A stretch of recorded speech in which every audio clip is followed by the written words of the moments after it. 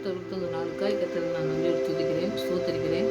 இன்றைக்கி நம்ம தேவனுடைய பலத்த கைக்குள் அடங்கியிருங்கள் அப்படிங்கிற ஒரு வசனத்தை வச்சு நீங்கள் நிறைய பேர் ஆண்டவர் வந்து பேசியிருக்கக்கூடிய வாய்ப்புகள் இருக்குது. அந்த வசனம் வந்து நமக்கு ரொம்ப அதிகமாக நம்மளை வந்து ஆண்டவர்களை இன்னும் நல்லா நெருங்கி ஜீவிக்கக்கூடிய காரியங்களை நம்ம கற்றுக்கக்கூடிய ஒரு காரியங்கள் நிறைய இருக்குது. அந்த இடத்துல நம்ம இந்த வசனத்துக்கு வந்து நிறையா நமக்கு ஏதோ சும்மா ஏதோ பலத்த கைக்குள்ளே அரங்கிருக்குன்னு சொல்கிற மாதிரி நமக்கு இருக்குது. ஆனால் பேதுரு எழுதின வசனங்கள் பூரா சங்கீதத்தில் நிறைய வசனங்கள் தாவீது கடந்து வந்த பாதைகளை சொல்லும்போது படித்த முன்னைக்கு அதில் நிறைய காரியங்கள் வந்து அவருடைய கரங்களில் இருக்கும்போது நமக்கு என்ன கிடைக்கி அப்படிங்கிறத நம்ம சங்கீதத்தில் படித்து இந்த காரியங்களை நம்ம கற்றுக்கிடணும். நிறைய இந்த வசனத்தின் மூலமாக பாருங்கள், ஒரே வசனம் தான், ஆனால் வந்து அதில் நிறைய கருத்து இருக்குது அப்படிங்கிறத ஆழமாக நம்ம உணர்ந்து நம்ம ஜெபிக்கிற பிள்ளைங்களாக இருக்கும்போது நிறைய காரியங்கள் நம்ம கற்றுக்கொள்ள முடியும்னு இந்த வசனத்தை நான் எடுத்து இன்றைக்கி ஆண்டவர் நம்மளோட கூட பேசின வசனங்கள் தான். அந்த வசனத்துக்கு அர்த்தத்தை நம்ம ஏதோ ஒரு செய்தியின் மூலமாகவோ ஒரு போதகர் மூலமாகவோ நம்ம கேட்கும்போது அதை நம்ம ஆண்டவர் நமக்கு கற்றுத்தரதாக நினச்சி ஆண்டவர்கிட்ட ஜெபித்து நம்ம மற்றவங்களுக்கு சொல்லும் பொழுது மற்றவங்களுக்கும் பிரயோஜனமாக இருக்கும். நம்முடைய வாழ்க்கையிலையும் அந்த ஆசீர்வாதத்தை சுதந்திரத்து கொள்ள முடியும்னு சொல்லி இந்த வசனத்தை நம்ம தியானிக்கலாம். 1 பேதுரு 5:6 வசனத்தை தான் நம்ம இன்றைக்கி தியானிக்க போகிறோம். ஜெபிப்போம். ஆண்டவர் நம்மளோடு கூட பேச நம்ம ஜெபித்து ஆண்டவர் இந்த வசனத்தை நமக்கு ஆசீர்வாதத்தை தர நம்ம ஜெபித்து இந்த வசனங்களை தியானிப்போம். நல்ல தகப்பனே, உங்களுக்கு நன்றி செலுத்துகிற சுவாமி. உங்களுடைய பலத்த கைக்குள்ளே அடங்கியிருங்கள் என்று சொல்லி நாங்கள் ஆண்டவர் எங்களோடு கூட நீங்கள் பேசினாலும் அதனுடைய அர்த்தத்தை தெரியாமல் நாங்கள் இருக்கும்பொழுது நீங்கள் அர்த்தத்தை சொல்லி தந்து எங்களுக்கு நீர் ஆண்டவரே எங்களுக்கு வழி நடத்துகிற தேவனாக இருக்கீங்க. அதுக்காக நன்றி செலுத்துகிற சுவாமி. என் தகப்பனே, நீங்கள் சங்கீதத்தில் எத்தனையோ காரியங்களை தாவீதுக்கு செய்ததை எங்களுக்கு முன்மாதிரியாக வைத்து எங்கள் கற்றுத்தருகிற வார்த்தைகளை நாங்கள் ஆண்டவரே அந்த வசனங்களை நாங்கள் தியானிக்கும் பொழுது எங்களுக்கும் அப்படிப்பட்ட அந்த அனுபவத்துக்கு நாங்கள் போகும்பொழுது எப்படி நீங்கள் நடத்துவீங்க என்பதை நாங்கள் அறிந்து கொள்ள எங்களுக்கு ஆவியானவர் கற்றுத்தந்து வழிநடத்தவனுமா நம்முடைய கருத்தில் அர்ப்பணிக்கிற சுவாமி. இந்த வசனங்கள் எங்களுடைய வாழ்க்கையிலே பெரிய காரியங்களை செய்ய வேண்டுமா நம்முடைய கருத்தில் அர்ப்பணிக்கிறோம். எங்களுடைய வாழ்க்கையில் எந்த இடத்துல நாங்கள் தோல்வியோடு இருக்கிறோமோ அந்த இடத்துல நாங்கள் தோல்வியை ஆண்டவரை சந்திக்கும் பொழுது தேவனுடைய கரத்தில் நாங்கள் இருக்கிறோம் என்ற அந்த விசுவாசத்திலே பலப்பட தேவன் தாமே ஆவியானவர் மூலமாக எங்களோடு கூட அந்த வசனத்தின் மூலமாக பேசி எங்களை நடத்தலுமா, எங்களை ஆறுதல்படுத்தி எங்களை தேர்தல் படுத்தி சமாதான காரணர் எங்களை சமாதானத்தை தந்து நடத்தணுமா ஜெபிக்கிறேன். கர்த்தர் பெரிய காரியம் இந்த நாட்டில் செய்யணுமா ஜெபிக்கிறோம். எங்களுக்கு இந்த ஒரு பிரயோஜனமாகவும் எங்களுக்கு ஒவ்வொருவருக்கும் ஆண்டவரை கற்றுத்தந்து வழிநடத்தவுமா ஜெபிக்கிறோம். இது துதிகர மயமெல்லாம் நமக்கு செலுத்துது. இயேசு ராஜன் நாமத்தில் ஜெபங்கள் நல்ல பிதாவே, ஆமென். நாட்களில் பேதுரு 1 பேதுரு 5வது இடத்துல 6வது வசனம் தான். அப்படியே பலத்த கைக்குள்ளே நம்ம அடங்கி இருக்கணும்னு சொல்லி தான் நம்ம வந்து அந்த வசனத்தை நிறைய வந்து வசனங்கள்லாம் வந்து ஆண்டவர் நம்மளோட கூட பேசும் பொழுது நமக்கு அந்த வசனங்களுடைய அர்த்தங்கள்லாம் நமக்கு தெரியாமல் இருக்கிறதுக்கு நிறைய வாய்ப்புகள் இருக்குது. நம்ம வந்து வசனங்களை படிப்போம், வசனங்களை படிச்சுட்டு நமக்கு வந்து அது என்ன இந்த வசனங்களில் நமக்கு வந்து அவ்வளோவா தெரியாது, இல்லாட்டா புரியாமல் இருக்கலாம். நமக்கு வந்து அந்த வசனங்கள் வந்து ஒரு பெருசாகவே தெரியாமல் இருக்கலாம். ஆனால் வந்து இந்த வசனங்கள்லாம் நம்மளோட நிறைய பேர் கூட பேசிக்கலாம். என்னோட பேசினார், அது ரொம்ப வருஷங்கள் ஆச்சு. ஆனால் உங்களோட கூட பேசியிருக்கிறதுக்கு வாய்ப்புகள் இருக்குது. அதனால் நம்ம ஒவ்வொருவரும் கூட ஆண்டவர் வந்து வசனங்கள் மூலமாக பேசும்பொழுது பார்த்திங்கன்னா அந்த வசனம் வந்து அர்த்தங்கள் நம்ம புரிஞ்சுக்கிட்டதுக்கு ஆண்டவர் ரொம்ப டைம் எடுக்குது. நமக்கு அந்த டைம் எடுத்தாலும் நம்ம அந்த வசனத்தின் மூலமாக நம்ம போய்த்து நம்ம ஆண்டவர் நடத்தும் பொழுது அந்த வசனங்கள் மூலமாக நம்மளோடு கூட இடைப்பட்டு நம்முடைய காரியங்கள் என்ன காரியங்கள் நம்முடைய வாழ்க்கையில் செய்ய இருக்காதோ அதை செய்து முடிக்க வல்லமுள்ள தேவனாக இருக்கார். அதனால் இந்த வசனங்களை தியானிப்போம். 1 பேதுரு 5வது இடத்துல 6வது வசனம், ஆகையால் ஏற்ற காலத்தில் தேவன் உங்களை உயர்த்தும்படிக்கு அவருடைய பலத்த கைக்குள் அடங்கி இருங்கள் அப்படின்னு சொல்லி நம்ம படிக்கும். அப்போ ஏற்ற காலம்ங்கும்போது நமக்கு ஏற்ற காலம்னு ஒன்று இருக்குது, ஆண்டவருக்கு ஏற்ற காலம்னு ஒன்று இருக்குது. நமக்கு உடனே கிடைக்கணும் அப்படின்னு நம்ம நினைப்போம். ஆனால் ஆண்டவர் வந்து சரியான நேரத்தில் சரியான காரியங்களை செய்யக்கூடிய நல்ல ஞானம் உள்ள தேவன். அந்த ஞானத்தை வந்து நமக்கு ஞானம் குறைவுள்ளவங்களாம் இருக்கும்போது ஞானத்தில் பெரியவராக இருக்கிற ஆண்டவர்கிட்ட நம்ம உயர்ந்த அந்த அந்த கைக்குள்ளே நம்ம இருக்கும் பொழுது தான் அந்த காரியங்கள் நமக்கு செய்ய முடியும். ஆண்டவர் வந்து அந்த பலத்த கைக்குள்ளே நம்ம அடங்கி இருக்கணும் அப்படின்னாலே என்னதுன்னா அவருடைய கருத்தில் தான் நம்ம எல்லாமே நீங்கள் தான் எல்லாம் செய்யணும் அப்படின்னு சொல்லி நம்ம சொல்கிறது தான் அந்த காரியங்கள் நம்ம படிக்கலாம். அடுத்தது அதில் வந்து நீங்கள் அந்த வசனங்களின் மூலமாக நீங்கள் படிக்கும்பொழுது தாவீதுக்கு நிறைய செஞ்ச காரியங்கள்லாம் நம்ம நிறைய படிக்கலாம். நிறைய காரியங்கள் சங்கீதத்தில் தான் இருக்குது. சங்கீதம் 40 2வது வசனமும் பார்த்திங்கன்னா சங்கீதம் 40வது அதிகாரத்தில் 2வது வசனமும் 3வது வசனமும் நீங்கள் படித்து பார்த்திங்கன்னா, பயங்கரமான குழியிலும் உளையான சேற்றிலும் இருந்து என்னை தூக்கி எடுத்து என் கால்களை கண்மலையின் மேல் நிறுத்தி என் அடிகளை உறுதிப்படுத்தி தமது நம்ம ஆண்டவருடைய தேவனை துதிக்கும் புதுப்பாட்டை அவர் என் வாயிலே கொடுத்தார். அநேகர் அதை கண்டு பயந்து கர்த்தரை நம்புவார்கள் பாடுங்கள் அப்படின்னு சொல்லி நம்ம சங்கீதத்தில் நம்ம படிக்கோம். ஏன்னா வந்து இவர் வந்து எப்போவுமே ராகம் இதெல்லாம் போட்டு படிக்கிறவர் தாவீது. அப்போ படிக்கும்போது பார்த்திங்கன்னா இந்த பாடல் மூலமாகவே நமக்கு என்ன சொல்கிறான்னு பாருங்கள். பயங்கரமான குழி இருக்குது. இப்போ நம்ம வந்து குழியில் நம்ம ஒரு இடத்துக்கு போகிறோம்னாக்கி குழி இருக்குனாக்கி நம்ம பார்த்து போகணும் அப்படிங்கிறது வந்து நமக்கு தெரியும் சாதாரணமாக. ஆனால் பயங்கரமான குழியிலேருந்து உடையான சேற்றிலிருந்து நம்மனாக்கி நம்மளை தூக்கி எடுக்கிறதுக்கு வந்து ஒரு ஒரு நம்ம விழுந்துட்டோம்னு வைங்க, விழுந்த பிறகு நம்மளை தூக்கி எடுக்கிறதுக்கு ஒரு ஆள் வேணும். நம்மளால் எழுந்திரிக்க முடியாது. ஏன்னா உடையான சேர், நீங்கள் சேரெல்லாம் பார்த்துருக்கலாம். அந்த மாதிரி பயங்கரமான குழினாக்கி ஒரு சாதாரண குழி இல்லை, இது பயங்கரமான போட்டிருக்கு. உடையான சேர்னா அந்த நீங்கள் சேற்றெல்லாம் பார்த்துருந்தீங்கன்னா அந்த உடையான சேட்டை பார்த்தீங்கன்னாக்கி இதில் உளுந்த பிறகு எழுந்திரிக்க முடியாது. அந்த மாதிரி ரெண்டுமே பாருங்கள், எனக்கு ரெண்டுமே வந்து உளுந்தா எழுந்திரிக்கவே முடியாது. அந்த மாதிரி நான் உளுந்த இடத்துல வந்து என்னை தூக்கி எடுக்கணும் ஆண்டவரே நீங்கள் அப்படின்னு சொல்லி அந்த சங்கீதத்தில் அவர் படிக்க பாடலை பாருங்கள். எவ்வளவு அருமையாக அவர் வந்து ஆண்டவர்கிட்ட எவ்வளோ விசுவாசம் வச்சுருந்தா அப்படி சொல்கிறாரு. நீங்கள் தூக்கி எடுத்து என்னை என் கால்களை, அதாவது கீழே விழுந்தோடனே காலை தான் ஊனி நம்ம எந்திரிக்க போகிறோம்.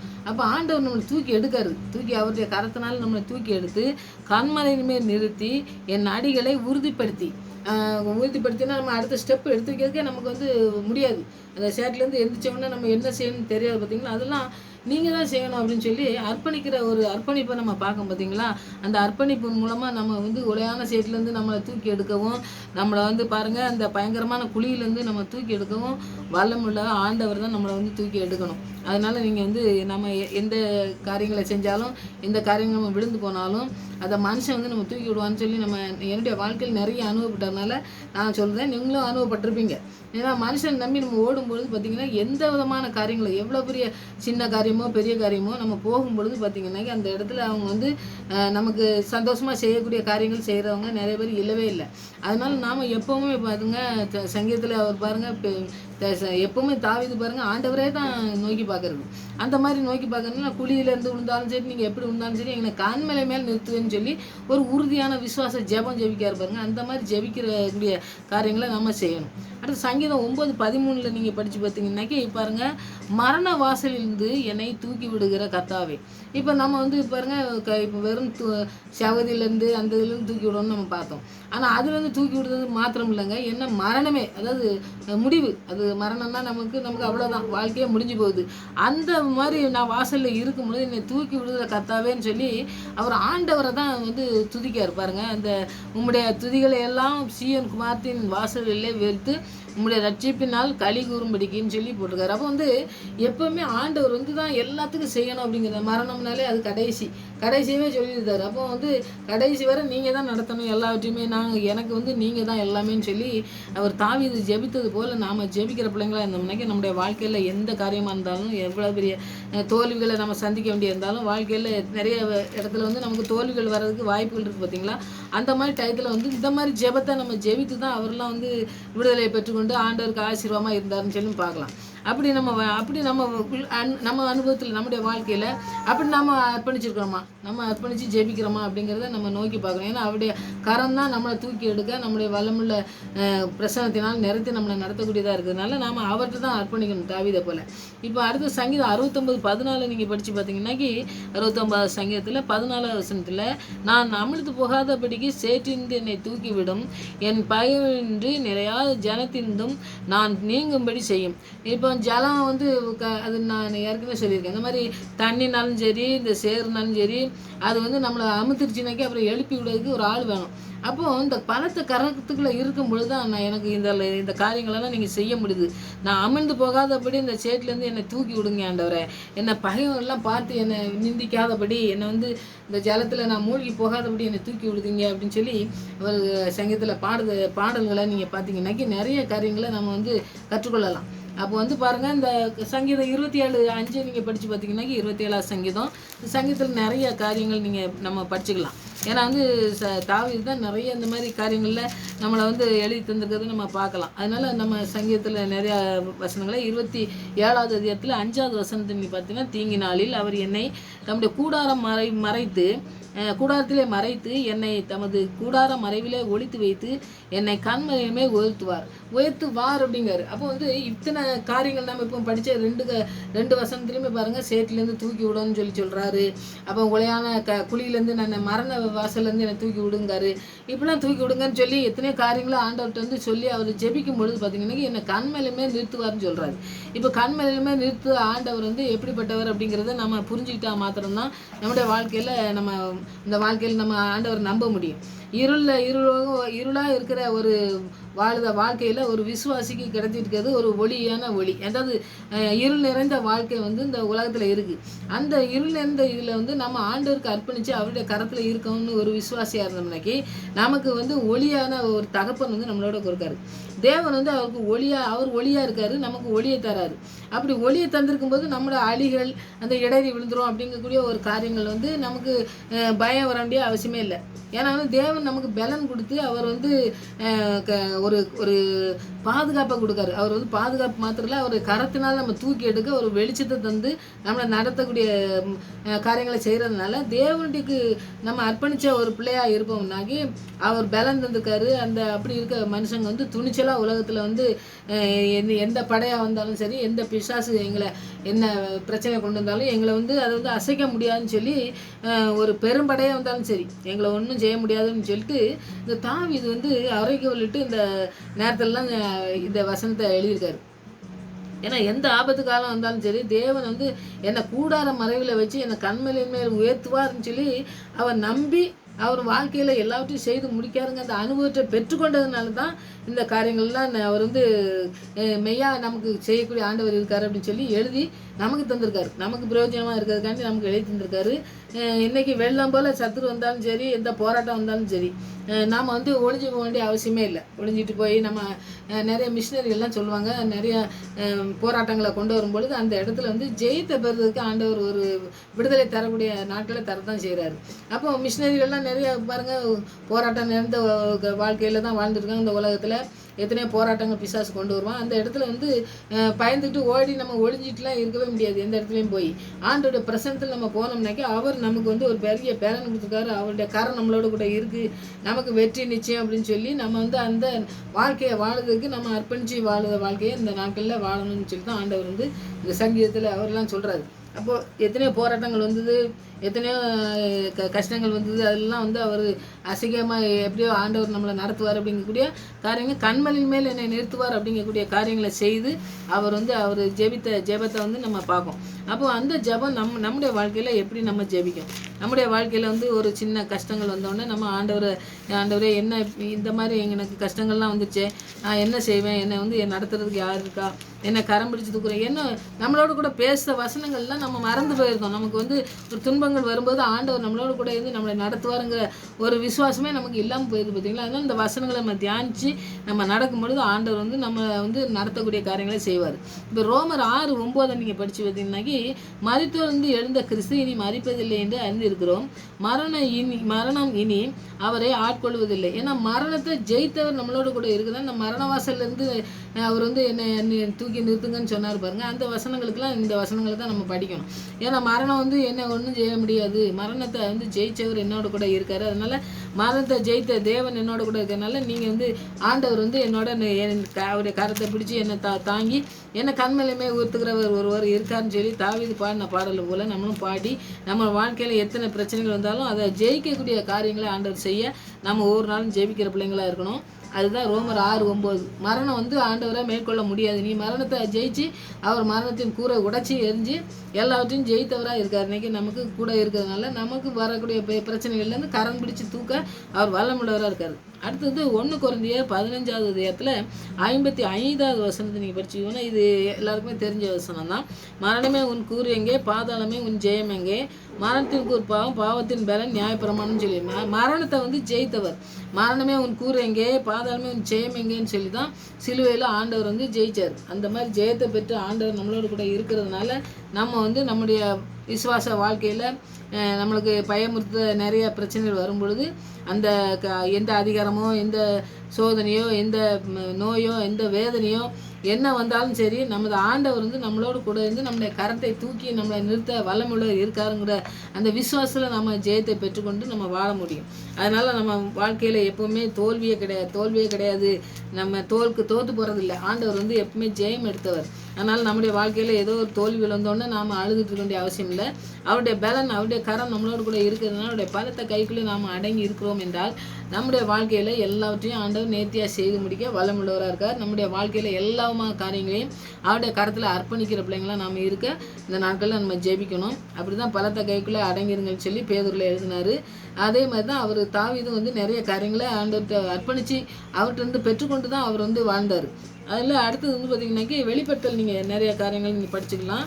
வெளிப்படுத்தலில் 1வது அதிகாரத்தில் நீங்கள் படித்து பார்த்திங்கனாக்கி அதில் வந்து 18வது வசனத்தை பார்த்திங்கன்னா, மரித்தேன் ஆனாலும் இதோ சதா காலம் உயிரோடு இருக்கிறேன், ஆமேன், நான் மரணத்துக்கும் பாதாளத்துக்கும் உரிய திறவுகளை உடையவளாக இருக்கிறேன்னு சொல்லி ஆண்டவர் சொல்கிறார். அப்போ மரணத்துக்கும் பாதாளத்துக்கும் வந்து நம்ம திறவுகளை உடையவர் நம்முடைய தகப்பனாக இருக்கிறதுனால அவருடைய கரத்தில் நாம் இருக்கோம். அப்போ இந்த இந்த பிசாசு பாதாளத்தில் கொண்டு வர எத்தனையோ பிரச்சனைகள் கொண்டு வருவான், பாதாளத்தில் தள்ளுறதுக்கு. அப்போ பிரச்சனைகளை கொண்டு வந்து நம்மளை நொறுக்க பார்ப்பான். நம்முடைய இருதயங்கள் நொறுக்கப்பட்டு நம்ம சரீரம் நொறுக்கப்பட்டு நிறைய காரியங்கள் யோபுக்கு செஞ்சான் பார்த்தீங்களா. அந்த மாதிரி நம்முடைய வாழ்க்கையில் நிறைய காரியங்களை கொண்டு வந்து போடும்போது ஆண்டவர் நான் உங்களுடைய பலத்த கையில் இருக்கேன் ஆண்டவரே, நீங்கள் என்ன எல்லா காரியங்கள்லேருந்து என்னை தூக்கி எடுக்க வல்லமுள்ளவர், மரணத்துக்கும் பாதாளத்துக்கும் உள்ள திறவுகோலை உடையவர் நீங்கள் இருக்கிறதுனால நாங்கள் எல்லாவற்றையும் உங்களுடைய கருத்தில் அர்ப்பணிக்கோம், நீங்கள் தான் எல்லாவற்றையும் நேர்த்தியாக செய்கிறவர் அப்படின்னு சொல்லி இந்த இவர் சொல்கிறார். பார்த்தீங்கன்னா, மரண இருள் வந்தாலும் சரி, எந்த பிரச்சனை 23ஆம் சங்கீதத்தில் இருந்தால் மரண இருளின் பலத்தாக்கில் நான் நடந்தாலும் பொல்லாப்புக்கு பயப்படேன், தேவரீர் என்னோடு கூட இருக்கிறீர் அப்படின்னு சொல்கிறாருல. அப்போ அவருடைய வாழ்க்கையில் எப்படி இருந்ததுன்னா, ஆண்டோடைய கருத்தில் நான் இருக்கேன், அவர் வந்து எல்லாவற்றையும் என்னை நேர்த்தியாக நடத்துறதுக்கு வல்லமுள்ளவர். அதனால் எனக்கு வந்து அவருடைய பலத்த கைக்குள்ளே நாங்கள் அடங்கி இருக்கணும். அவர் வந்து ஏற்ற காலத்தில் நம்ம உயர்த்தும்படி அவருடைய பலத்த கைக்குள்ளே நான் அடங்கி இருக்கிறதுக்கு என்ன பலப்படுத்துங்க ஆண்டவரை, என்ன பயன்படுத்துங்க ஆண்டவரை, எனக்கு பலன் தாங்க அப்படின்னு சொல்லி நம்ம அர்ப்பணித்து அவர்கிட்ட ஜெபிக்கும் பொழுது அவர் சரியான நாட்களில் சரியான காரியங்களை சரியாக செய்யக்கூடிய ஆண்டவர். நமக்கு எதுவுமே சரியாக செய்யவே தெரியாது. அதனால் நமக்கு சரியாக செய்ய தெரியாதனால ஆண்டவரே எனக்கு ஒன்றும் தெரியாது, நீங்களே செய்யுங்கன்னு சொல்லி நம்ம அர்ப்பணிக்கும் பொழுது அவர் அற்புதமாக நம்மளை நடத்துவார். நம்மளை ஒருபொழுதும் கைவிடவே மாட்டாருங்கிறத உறுதியாக தாவீது எப்படி விசுவாசித்தாரோ அதுபோல் நம்ம விசுவாசத்தை ஜெபிக்கிற பிள்ளைங்களா இருக்கணும். அப்படி விசுவாசம் இல்லைன்னா, ஆண்டவரே எனக்கு அந்த விசுவாசம் தாங்க, அவிசுவாசம் நீங்கும்படி எனக்கு உதவி செய்யுங்கன்னு சொல்லி என் தகப்பன் கேட்டது போல் கேட்டு, உங்களுடைய கருத்தில் நான் இருக்கேன், எனக்கு எல்லாவற்றையும் நேர்த்தியாக செய்து முடிங்க ஆண்டவரேன்னு சொல்லி உங்களுடைய கருத்தில் நீங்கள் செய்வீங்க அப்படிங்க ஒரு விசுவாசம் இந்த நாட்களில் நம்ம அறிக்கை செய்து இந்த வசனங்கள்லாம் தியானிப்போம். ஆண்டவர் பெரிய காரியங்கள் செய்வார். மரணத்துக்கும் பாதாளத்துக்கும் உள்ள திறவுகளை உடையவராக இருக்கிறதுனால இந்த மரணத்துக்கோ மற்ற நோய்களுக்கோ பிரச்சனைகளுக்கோ நாம் வந்து பயந்து நடக்க வேண்டிய அவசியம் இல்லை. அப்படி நடுங்கக்கூடிய காரியங்களை நமக்கு செய்ததுக்கு ஆவியானவர் தரல. பயத்தின் ஆவியை எடுத்து பலமுள்ள ஆவியை தான் நமக்கு தந்திருக்காரு. அதனால அப்பா பிதாவே என்று கூப்பிடக்கூடிய புத்திர சிவகாரத்தின் ஆவியை தந்திருக்காரு. அதனால ஆவியானவரை பெற்றுக்கொண்டு நாம் வந்து அவிசுவாசிகளாக இருக்காதபடி விசுவாசத்தோடு ஆண்டவர்கிட்ட ஜெபிக்கிற பிள்ளைங்களாக இருக்க இன்னைக்கு ஆண்டவர்கிட்ட அர்ப்பணிப்போம். அவர் அற்புதமாக நம்ம நடத்துவார். நம்ம பிள்ளைங்களை பக்கத்தில் இருக்கவங்கள எல்லாத்தையுமே வந்து பார்த்திங்கன்னா நம்ம போகிற இடத்துல பேசும்பொழுது அந்த மாதிரிலாம் ஆண்டவருடைய வசனங்கள் வந்து அவருடைய வசனம் தான் நமக்கு வந்து எல்லாமே உயிர்ப்பிக்கிற வசனம். ஆனால் அந்த வசனங்கள் மூலமாக அநேக பிள்ளைங்கள் எழும்பத்தக்கதாக ஆண்டவரை நம்மளை பயன்படுத்த இன்றைக்கி நம்ம ஜெயிப்போம். ஆண்டவர் பெரிய காரியங்களை செய்வார். நீங்கள் அர்ப்பணித்து ஜெயிப்பீங்க. இந்த வசனத்தின் மூலமாக பாருங்கள், உங்களுடைய பலத்த கையில் நான் இருக்கேன், நீங்கள் எல்லாத்தையும் செய்து முடிங்க ஆண்டவரேன்னு சொல்லி நேர்த்தியாக செய்து முடிக்கிற ஆண்டவருடைய கருத்தில் அர்ப்பணிப்போம். அவர் அற்புதமாக நடத்துவார். நம்ம கண்டு ஆண்டவர் துதிப்போம். ஆமென்.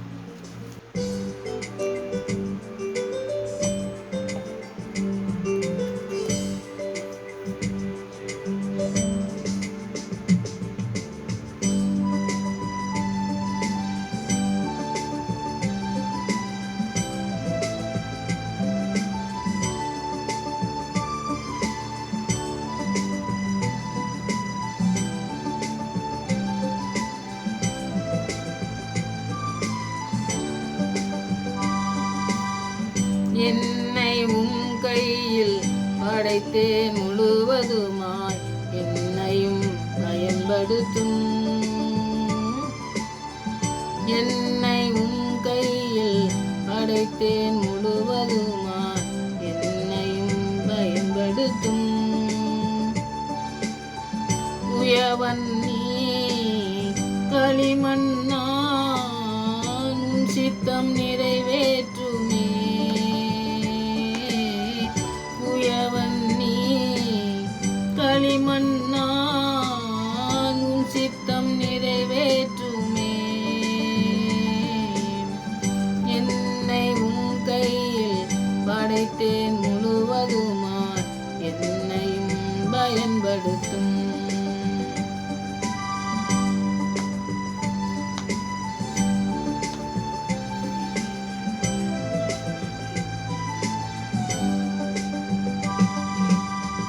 தவறிய பாத்திரம் நான், தவறுகள் நீக்கி என்னை தகுதியாய் நிறுத்திடுமே.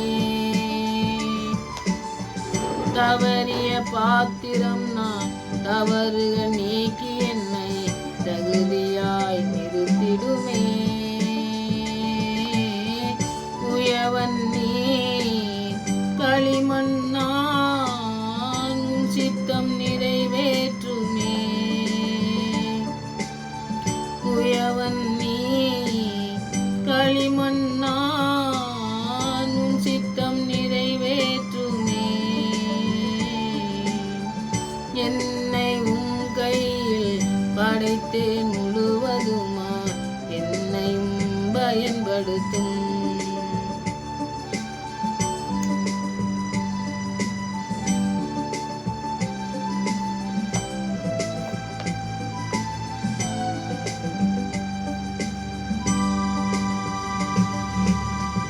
குறைவுள்ள பாத்திரம் நான், குறைவுகள் நீக்கி முந்தன் கருவியாய் பயன்படுத்தும். குறைவுள்ள பாத்திரம் நான், குறைவுகள் நீக்கி உந்தன் கருவியாய் பயன்படுத்தும். குயவன் நீ களிமண்ணான் உன் சித்தம் நிறைவேற்றுமே. குயவன் நீ களிமண்ணான் உன் சித்தம் நிறைவேற்றுமே. என்னை உன் கையில் படைத்தேன் முழுவதுமாய் என்னையும் பயன்படுத்தும். என்னை உன் கையில் படைத்தேன் முழுவதுமாய் என்னையும் பயன்படுத்தும்.